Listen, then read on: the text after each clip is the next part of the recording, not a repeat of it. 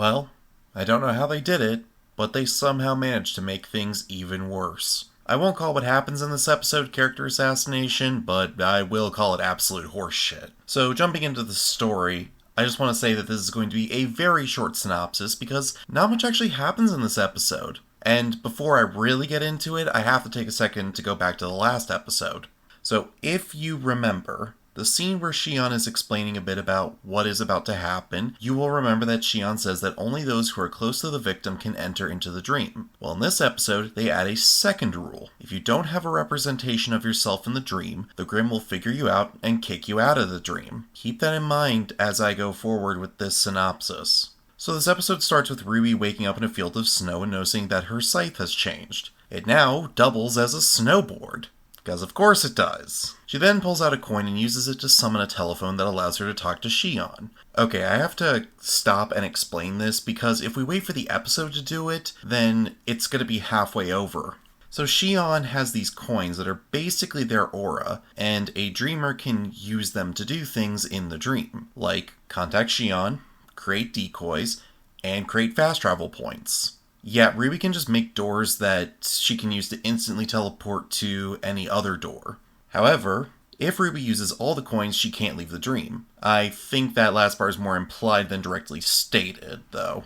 Alright, now back to the synopsis. So Ruby sees train tracks, and then a train comes, and the White Fang, who look more animalistic, raid the train. Ruby travels along the tracks and finds a big wall and a maze that she uses her semblance to go around. She then wanders around in the city trying to find Weiss. The outer part of the city seems to be where the workers live, and they work in a factory. The place is also patrolled by robots who greet people by saying Big Nicholas for some reason. Oh, yeah, and statues and posters of Weiss's dad are everywhere. So Ruby finds some workers and sneaks into the factory, and the statues talk about how great Jacques Schnee is, while also talking about how Nicholas is great too. And just like I said in episode 1, Nicholas is the founder of the Schnee family. Ruby wanders in the factory and finds a robot who is also Klein. Yeah, there are a bunch of Klein bots in this, so just roll with it. He tells her that a dust shop is still open, and when she goes through it into a part of the city, it's full of shadow people. But hold on now.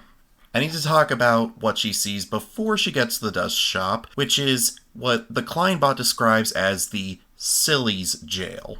See, another Klein is the door for this jail, and the people in the jail are Cardin and his team, who are just holdovers from the original show at this point, and Team Juniper minus Pyrrha. And those three are making cat noises for some reason. And the basic explanation is that anyone that Weiss thinks is an idiot gets thrown into jail. Now, back to the plot. So some bad thing flies away and tells Weiss that an idiot is out around the city. Weiss calls it Whitley, so now we know where he is in the dream world. Also, for some reason, Klein is a flame on a candle and Weiss has a robot dog. The room Weiss is in is covered with the Grimm's thorns and vines, and Klein mentions the White Fang raid on the train. Jacques appears over Weiss as a hologram, and they both say Big Nicholas as a form of greeting again. At least, I assume it's a form of greeting. That's the only thing I can think of. Anyways, everyone taunts her, and she resolves to deal with Ruby to show that she deserves to be the heiress to the Schnee family. Then we cut back to Ruby talking with Shion again, with the conversation being about how Ruby feels interacting with Weiss's dream. Shion tries to use an analogy of a river's current and how Ruby shouldn't get swept away or something, but honestly, it's an analogy that breaks down the more I think about it. Then Ruby finds Weiss, and Weiss pulls out a book that is apparently supposed to be Winter. Winter says Ruby has to die, and the two fight. It's really Ruby running away and Weiss attacking her. Then the episode ends as Ruby tries to decide what to do next, and Weiss finds her. I know it's only the first episode of Weiss's dream, but the levels of what the fuck here really do drag this episode down to the level of shit. Some of what is in the dream makes sense. Jacques is always oppressive and self-aggrandizing, which keeps with his character, so that makes sense. The place is cold like the wasteland that is Atlas, and everything revolves around the Dust Company, so no major issues there. But the insistence to add Nicholas is nonsense. It just feels weird because Weiss hasn't spoken about Nicholas at all in this show, and the only other mention of him is at the beginning by Klein. The idea that Weiss was taught to have a lower regard for those who are morons makes sense, but I have to infer what's going on here, so if there's another reason, the show doesn't say it. At least not yet. Also, I hate what they establish about the dreams. So everyone and everything we see is how Weiss perceives these things. So why the fuck does Weiss not know how Ruby Ruby's scythe works, and why would she imagine it to double as a snowboard? And since Team Juniper is here, we have a bit of foreshadowing that all of the two teams will be getting involved here. In short, I hate what they have set up, and unless it gets a lot of explanation later, I'm just going to keep hating it because, quite frankly, it sucks. Alright, so first and foremost with characters, I gotta talk about Weiss and her entourage. Jacques is represented well here, but my major issue is that he isn't shown to have this level of ego in Ice Queendom. He is shown to be this way in the original, though. Looks like the specter of the original show won't leave Ice Queendom alone. Then again, we don't really need much characterization for Jacques, but it would have been nice to see. Hey, maybe if they hadn't spent 3 episodes doing a shit recap of Volume 1, they could have done just that. Also, this might be a cultural thing, but why is Whitley a bat? I mean, he is a schemer and a brown-noser, but what does that have to do with bats? Actually, better question, why isn't Whitley just a human in this? Same for Winter and Klein. Why are they a shadowy figure in a book and 7 robots respectively? What does this say about how Weiss views them? Honestly, this should have been a moment to more thoroughly explore the characters, and we're getting none of that.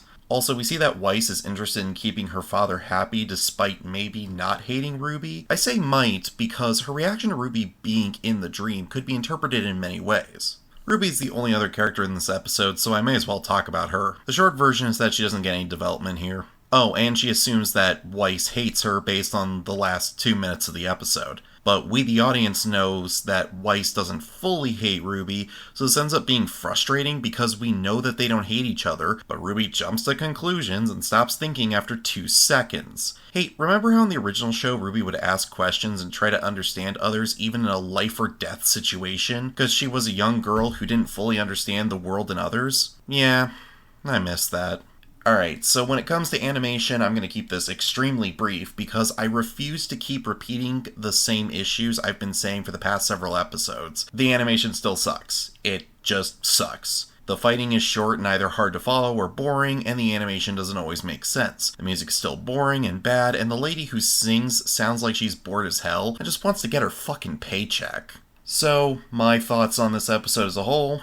Well, the sad thing is that this is likely the best we're going to get for the show, which means that there will be more nonsense symbolism in Weiss's dream and nothing will improve. At this point, the writers have shown that they can't write a coherent story. The animators can't animate a good fight scene, but they can animate a mediocre scene of just standing around and talking. The music is bland and forgettable, and despite these being the characters I know and love, they really aren't. What they are instead are hollow imitations, skin suits cobbled together to make money off of people who would buy a pile of shit if it was Ruby themed. So, see y'all next time, and if you enjoy the content, like and subscribe and leave a comment.